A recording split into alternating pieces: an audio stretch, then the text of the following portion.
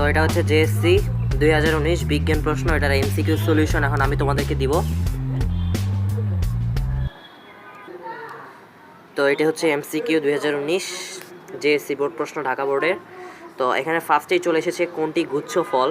তো গুচ্ছ ফল আমরা জানি আকন্দ।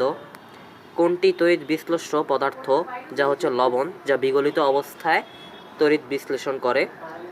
সমুদ্র শসা কোন পর্বের প্রাণী, একাইনোডোরমাটা। 10 ভোল্টের একটি ভাল্ব 5 এম্পিয়ার তড়িৎ প্রবাহের বর্তনীতে সংযুক্ত করা হলেও বর্তনীর রোধ কত ওহম। আমরা জানি R = V / I, অর্থাৎ 100/5 অর্থাৎ 20 ওহম। উদ্ভিদ মাটি থেকে শোষিত পানি শারীরবৃত্তীয় প্রয়োজনে কাজে লাগায়, বাষ্প আকারে বের করে দেয়, বিপাকীয় কাজে ব্যবহার করে। তো তিনটি দেখা যাচ্ছে উদ্ভিদ তিনভাবে পানি ব্যবহার করে থাকে। তো এটার অ্যান্সার হচ্ছে 1, 2, 3। চিত্রে প্রতিসরণ কোণ কোনটি, BON প্রাইম। এটা হচ্ছে প্রতিসরণ কোণ, দেখা যাচ্ছে এখানে BON প্রাইম, এটা হচ্ছে প্রতিসরিত কোণ। অভিরশ্মির দিক পরিবর্তন, কারণ এটি হালকা মাধ্যম থেকে ঘন মাধ্যমে যাচ্ছে।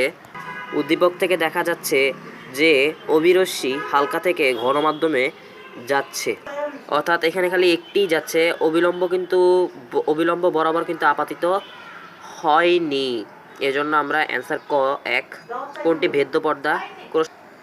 কোন রোগে ঠোঁট পুরু ও মানসিক প্রতিবন্ধী হওয়ার সম্ভাবনা বেশি থাকে। এটা হচ্ছে ক্রোটিনিজম। এটা তোমরা খাদ্য পুষ্টি অর্থাৎ 13 অধ্যায় দেখতে পাবে, ক্রোটিনিজম আছে।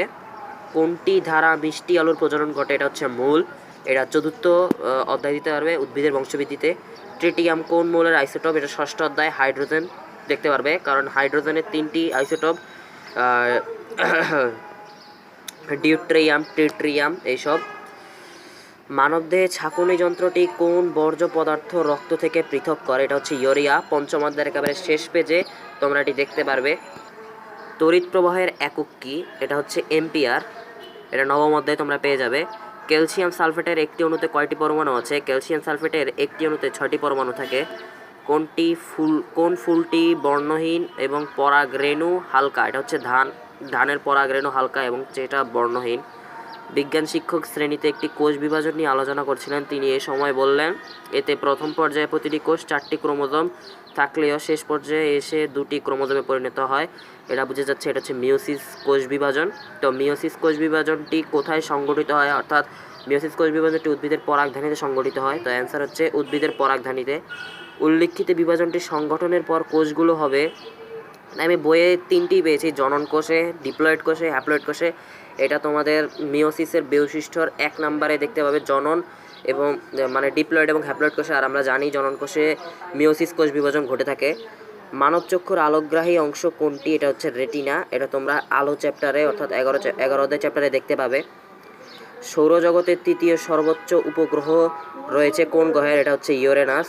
সবচেয়ে প্রথমে রয়েছে বৃহস্পতি, যার 67টি উপগ্রহ। তারপর রয়েছে শনি, যার 62টি উপগ্রহ, এবং এরপর রয়েছে ইউরেনাস, যার 27টি উপগ্রহ। অর্থাৎ 3য় সর্বোচ্চ উপগ্রহ রয়েছে কোন গ্রহের, ইউরেনাসের। কোনটি সাইট্রিক অ্যাসিড রয়েছে, কমলা। কোনটি বীজের সুপ্তাবস্থা কাটাতে সাহায্য করে। এটা হচ্ছে জিব্বেরেলিন। এটা তোমরা বইয়ের ভিতরে দেখতে পারবে।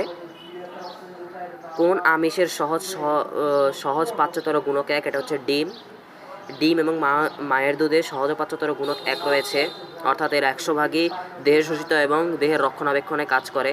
কোনটি সাবান তৈরির মূল উপাদান। এটা হচ্ছে NaOH, সোডিয়াম হাইড্রোক্সাইড। এটা বইয়ে দেখতে পাবে তোমরা। দুটি বস্তুর মধ্যবর্তী দূরত্ব 4 গুণ করা হলে এদের মধ্যবর্তী আকর্ষণ বল কত হবে। এখানে বলা হয়েছে দূরত্ব 4 গুণ করা হলে। আমরা জানি কোনো দূরত্ব দ্বিগুণ করা হলে 1/4 হবে, দূরত্ব 3 গুণ করা হলে 1/9 হবে, এবং দূরত্ব 4 গুণ করা হলে 1/16 হবে।